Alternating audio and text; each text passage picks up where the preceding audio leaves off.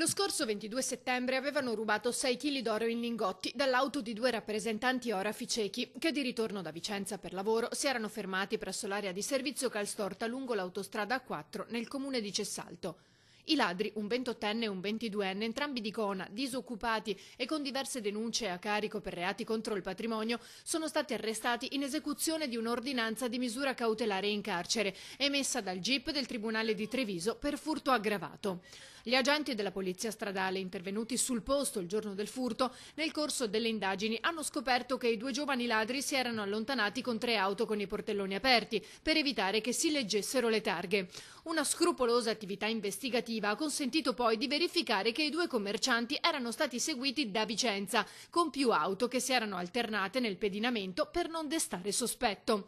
Quando i due cittadini cechi hanno deciso di effettuare una sosta nell'area di Cessalto, con rapidità i ladri a quel punto sono entrati in azione e in 6 minuti sono riusciti a rubare l'oro in lingotti e una borsa con documenti. Grazie a una paziente opera di ricostruzione dei fatti sono state individuate le auto utilizzate per il colpo e attraverso le impronte digitali trovate nei biglietti di ingresso al casello autostradale utilizzati dai ladri sono stati identificati loro due.